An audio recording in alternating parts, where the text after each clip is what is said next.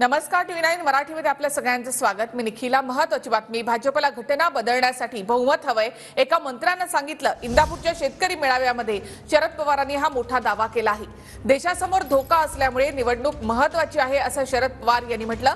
तर कुणाचाही बाप संविधान बदलू शकणार नाही, संविधानाचा मूळ गाभा कुणालाच बदलता येत नाही, अशी प्रतिक्रिया काही दिवसांपूर्वी उपमुख्यमंत्री देवेंद्र फडणवीस यांनी दिली होती।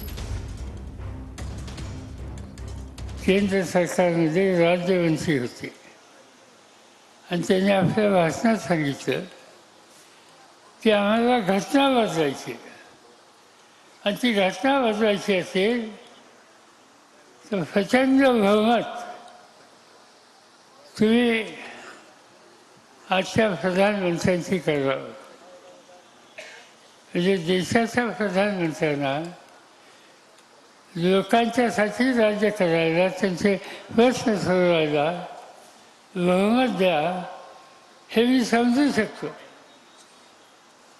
पण घटना बदलायची त्यासाठी ताकद पाहिजे, त्यासाठी पुरेसा नंबर पाहिजे आणि ते काम तुम्ही करावं, हा आज भाजपचा एक मंत्री सांगतो आणि हाच धोका आज या देशाच्या समोर आहे आणि म्हणून ही निवडणूक अत्यंत महत्त्वाची आहे। भारताच्या संविधानाचं बेसिक स्ट्रक्चर कोणालाच बदलता येत नाही, कोणालाच नाही। संविधानामध्ये ते परमिटेडच नाही आहे।